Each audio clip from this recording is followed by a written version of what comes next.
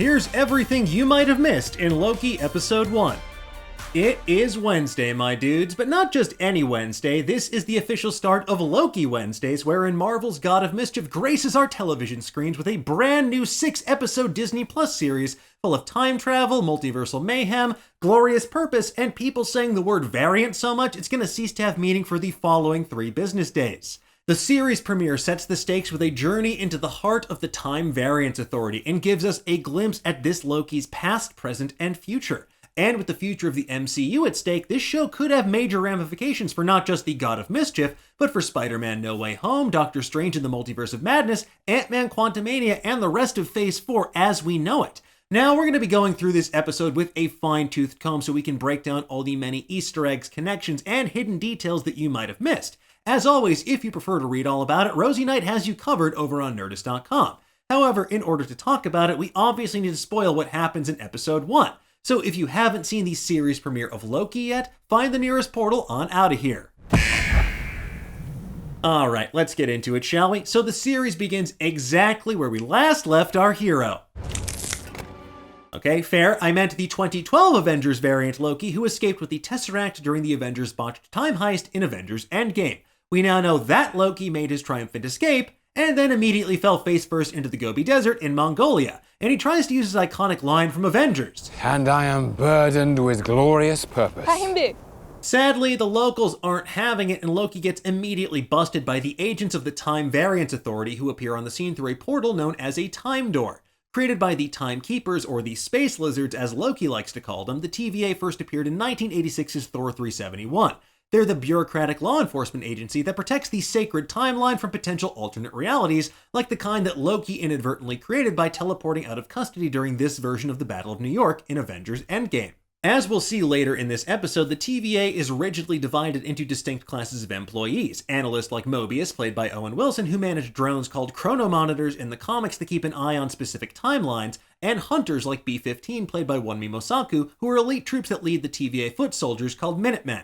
Now, fun fact, in the comics, the Minutemen are a separate group of time cops created by Walt Simonson, who first appeared in 1991's Fantastic Four 352, but here, they're one big happy time family. Anyways, back in Mongolia, B-15 explains to this variant Loki that he committed a standard sequence violation, noting that this timeline is growing at a stable rate and slope. So essentially, Loki's actions created a branching timeline, but the TVA arrived on the scene before it could spiral out of control.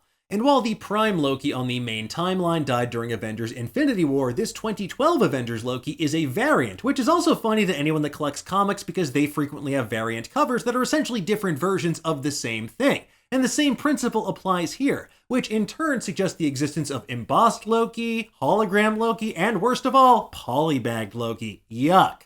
In a blink and you'll miss it moment, B-15's time monitor device displays the number 4.01, which is a fitting double entendre, April Fools for the God of Mischief, and Thor number 401 that features a wager between Thor and Loki 1,000 years in the past. And as we learn later in the episode, the last time Loki lost a bet to Thor, he had to go commit sky crime as D.B. Cooper, but more on that in just a little bit.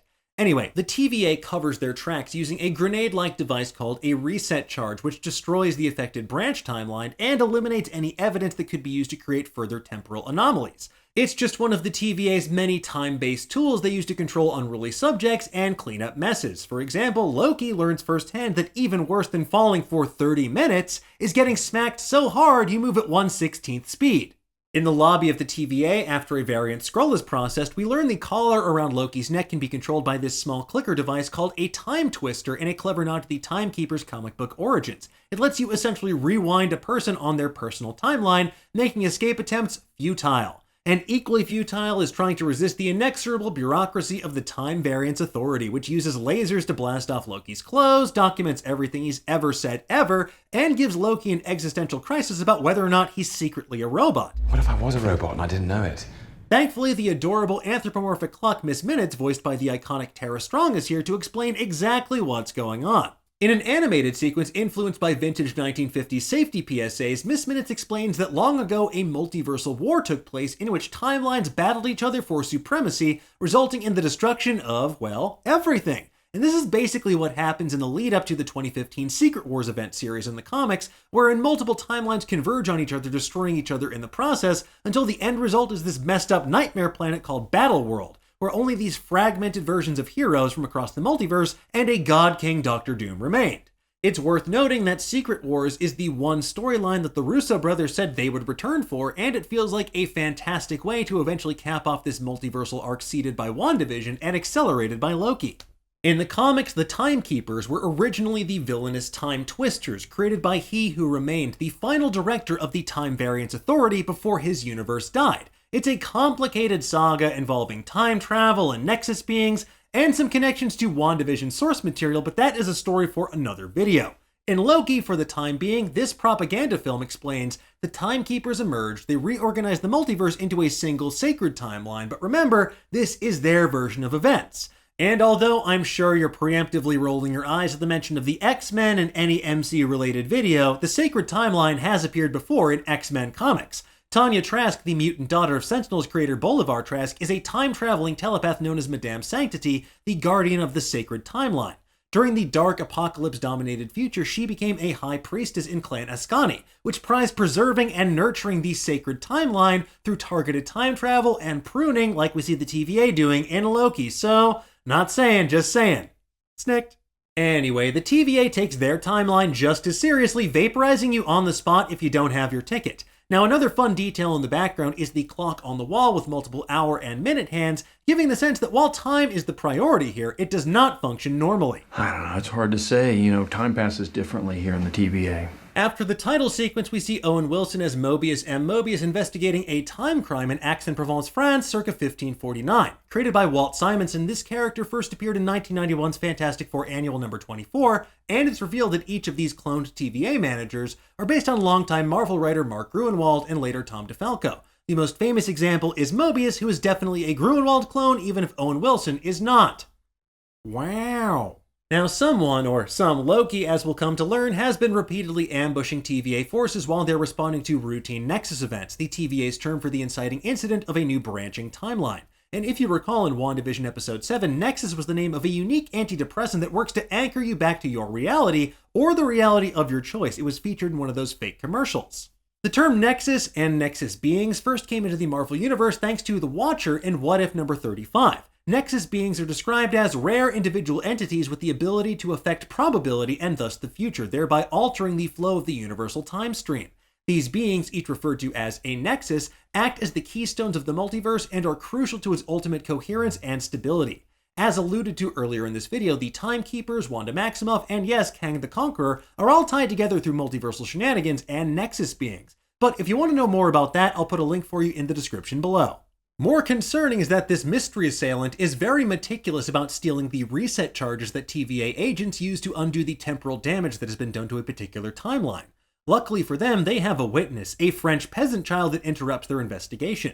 Mobius asks the kid who did it, and they respond by pointing to a stained glass image of a red-faced devil sitting on a golden throne. And obviously, I want to say that's Mephisto, but that theory has already been squashed by director Kate Herron speaking with Entertainment Tonight. So, not today, Marvel's version of Satan, or tomorrow, or for the next 5 weeks at least. Maybe week 7.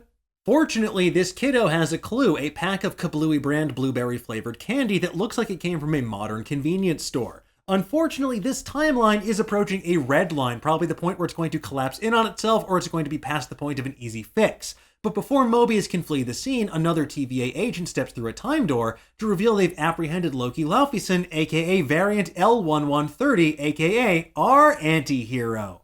This file also confirmed for the MCU something that has been canon for the comics for quite some time, that Loki is gender fluid. It's mentioned by Odin in Original Sin number 5, where the All-Father reveals to Thor and Loki they have a secret sister, Angela. He says, "My son and my daughter and my child who is both," the last of which is referring to Loki. Also in the file, we learn this Loki is from Sector 1900-2099, which could allude to the Marvel 2099 comics continuity set in a possible distant future of Marvel's main Earth 616 continuity. And we did get a Marvel 2099 Easter egg in Spider-Man Into the Spider-Verse, and there was a super creepy 2099 version of Loki, so anything is possible. But with that said, I really hope we don't meet that version of Loki because it's just gross. I hate looking at him. Get him out of here. Get out of here.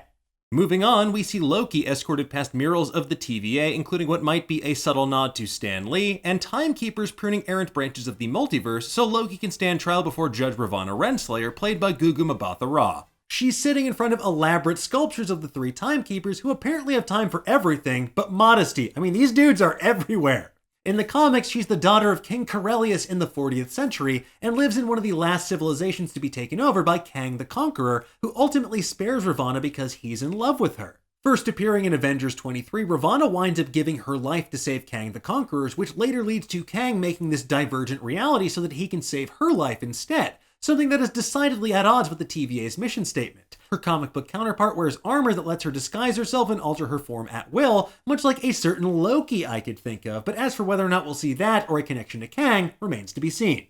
For now, though, she holds Loki's fate and a gavel in her hands, running the Time Variance Authority on the behalf of the never-seen but apparently statuesque timekeepers, and Loki is guilty of the very serious infraction of sequence violation 7/2089, which obviously sounds like an important date in Marvel, or like someone's birthday, but as far as I can tell, the only multiversal implication would be What If Volume 2 Number 1 released on that day, about the Avengers losing a war to the High Evolutionary, who detonates a genetic bomb that turns mutants into these cosmically powerful beings who proceed to destroy the universe. Anyway, if you know what that date means, please let me know in the comments below, because my brain is basically pudding at this point, in this timeline, in every other one too.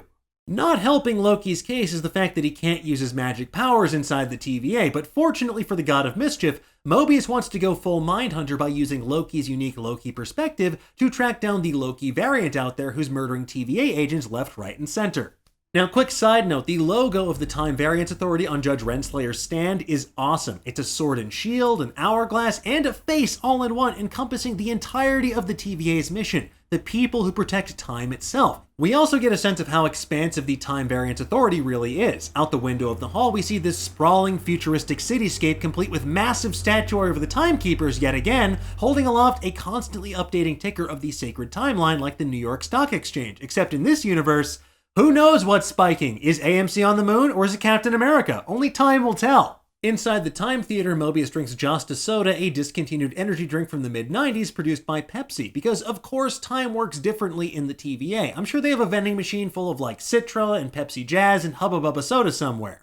Anyway, Mobius turns on his holo projector to take Loki on a tour down memory lane, as well as offer a peek into the future that we know of, giving him glimpses of the Avengers taking him down, Phil Coulson dying, and Beth the waitress looking on in abject horror. We also see in detail how Loki pulled off one of the most iconic unsolved mysteries in history, the skyjacking of a Boeing 727 by D.B. Cooper, who collected $200,000 in ransom, jumped out of the plane, and then disappeared, leaving behind only scattered banknotes. As it turns out, Loki did this because he lost a bet to his brother Thor, using the Bifrost to vanish into thin air. And for more on the real-life mystery of D.B. Cooper, we have an article for you over on Nerdist.com, which I will link to in the description below.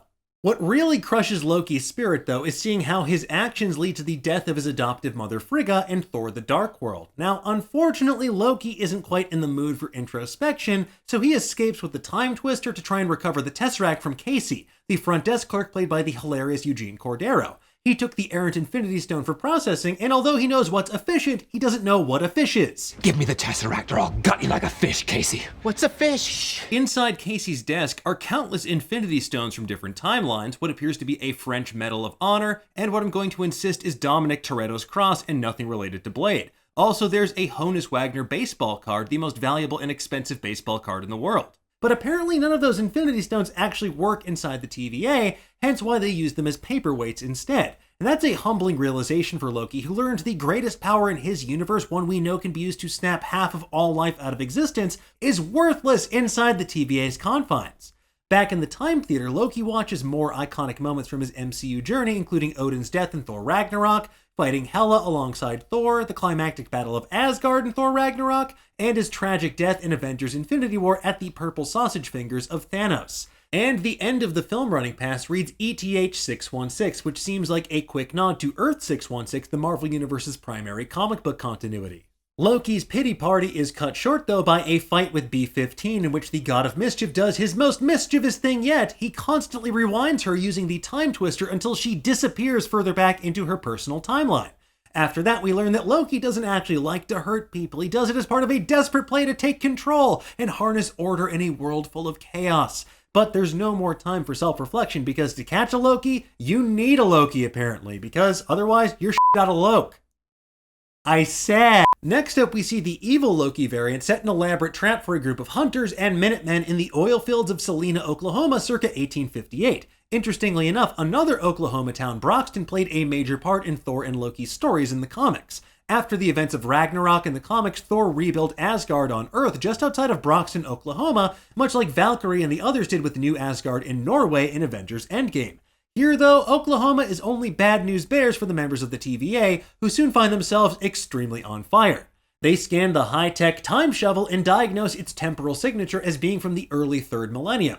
And who, pray tell, is a major fixture in Marvel lore from the 31st century that's about to become a Jonathan Majors fixture in the MCU? That's right, ya boy Nathaniel Richards, who eventually becomes Kang the Conqueror, and is going to appear next in Ant-Man Quantumania. So Kang Watch is in full effect, people. There may be no Mephisto, but who knows, we could see a Kang. While this Loki variant is committing time crimes and has their own motive, they could potentially be working in cahoots with someone like Kang as part of their master plan. As always, only time and branching timelines will tell. But I digress. There are several fun Easter eggs and references during the end credits, things like Schrodinger's equation, forms to fill out for reports on apocalyptic events like the Battle of New York, maps of the multiverse, infinity stones being used as paperweights, and literature on what to do when you're a variant. In addition, the special thanks section of the credits includes shoutouts to a number of comic creators like Stan Lee, Larry Lieber, and Jack Kirby for creating Loki, Fear itself and Journey into Mystery writer Kieran Gillen and artist Doug Braithwaite, who chronicled the adventures of Kid Loki, who will reportedly appear in this series, TVA co-creators Walt Simonson and Sal Buscema, Loki Agent of Asgard writer Al Ewing and artist Lee Garbett, Ravonna Renslayer co-creator and all-around Marvel icon Don Heck, and co-creators of the Time Keepers Mark Gruenwald, Ralph Macchio, and Keith Pollard. And that is everything we spotted in Loki Episode 1. It was an awesome introduction to this time-traveling series and the bureaucratic nightmare that is the TVA. And we have plenty of theories and questions to tide us over until next week's episode, which you can peruse in the meantime over on Nerdist.com. But for now, tell us, what did you think about the Loki premiere? What do you think the Loki variant is really after, and why? And did you spot anything that we missed? How do you not know what a fish is? Let us know in the comments below, and for the latest and greatest in the world of pop culture, stay tuned to Nerdist.com.